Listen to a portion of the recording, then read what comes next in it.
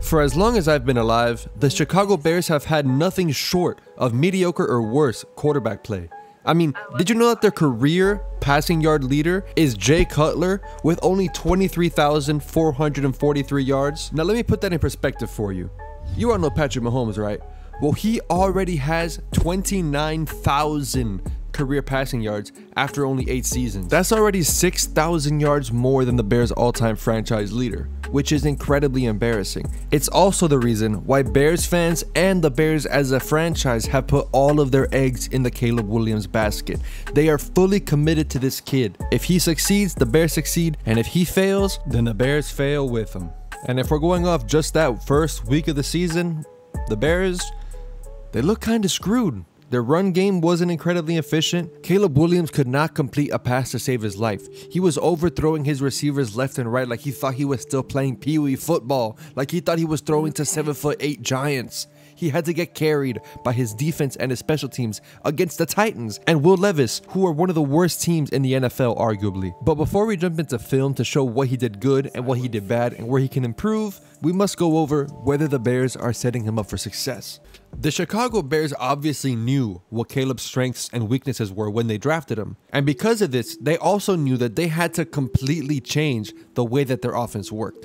They had to bring in new weapons. They had to bring in new offensive linemen. And most importantly, they had to bring in an offensive coordinator that fit the way Caleb Williams likes to play football. I think the best way to understand what a quarterback's doing right or wrong in an offense is to first understand what that offense is. Now, under new offensive coordinator Shane Waldron, a lot has changed, and I want to go over some of the things that he loves to do and how it might work with Caleb Williams. One of the things that Waldron loves to do is pre-snap motion, very similar to the Shanahan Niners and the McDaniel Dolphins. The pre-snap motion makes it so easy for the quarterback to dissect and read what the defense is running, so he knows exactly who he needs to get the ball to the moment the ball is snapped. And why this is necessary for a young quarterback like Caleb Williams. Get easy completions, and then once you're comfortable in the game, once you're able to make those easy throws, you start trying to go deeper and deeper and making more aggressive plays. Now, one of the things that might not work as well with the Chicago Bears and Caleb Williams is the fact that Shane Waldron likes to go empty a lot of the times, and in empty, it relies much more on timing to get your receiver the ball. And since he's not the best quarterback in the league at throwing the ball on time where the receiver needs to be, not where the receiver already is, it might pose some problems.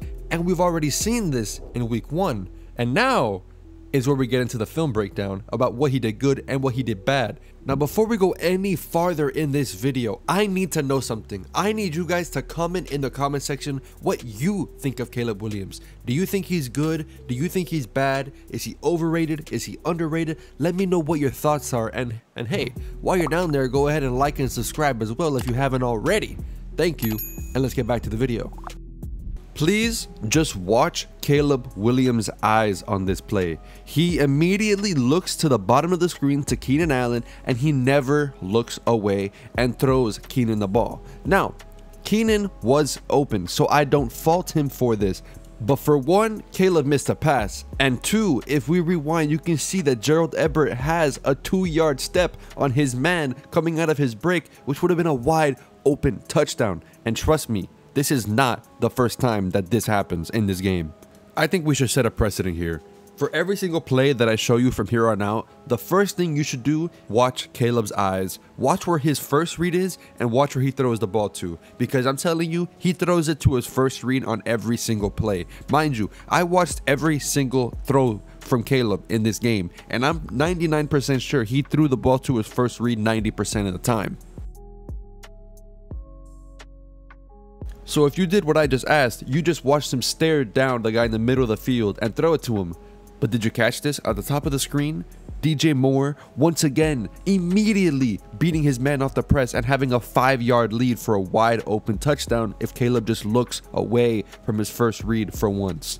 But again, like the last play, I don't fault him for making this throw because his man was open. And again, he just barely missed the throw. Now, we've gone over a couple plays of his weakness, discussing his inability to move off his first read quickly.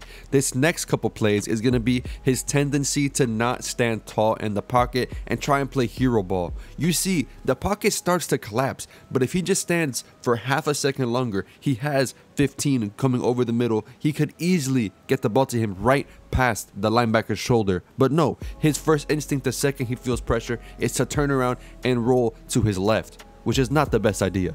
I wanted to pause right here to show you that 15 was about to be wide open for a nice little gain when Caleb decided to run. And there was nobody that was going to touch Caleb before Caleb would have thrown the ball. Now this, in my opinion, is Caleb's worst play of the game. And it's not because he threw interception, and it's not because he threw an incredibly uncatchable ball. It's because once again, he could not get off his first read. Please look at the receiver that I'm highlighting at the top of the screen and look at how quickly he gets open when the play is snapped. I understand that Caleb is throwing to someone else who is open, but DJ Moore is even more wide open. And again, Caleb just simply missed the throw again. That's over and over that he has somebody open and misses the throw, and at the same time has a touchdown to one of his other receivers. It gets to a point where you can't blame the O-line, you can't blame the wide receiver, you can't blame the offensive coordinator, because people are getting open. Caleb has time to throw, he's just not throwing the right way. And when he does throw the right way, he still misses the throw. I'm gonna go a little faster here. Look at Keenan Allen and look at how long it takes Caleb to realize he's going to get open and for him to actually throw the ball.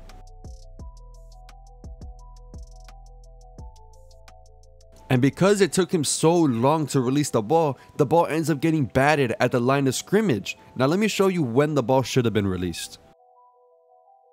Right here, the ball should be out of Caleb's hands. He can see that the top right defensive back is completely occupied by his men running that post. He should know that Keenan is going to be wide open on this corner. Even I know that, and I only ever played Madden. Now, to answer the question in the thumbnail and title, yes, we should be worried about Caleb Williams because these are big problems that he's showing on film after only 1 week.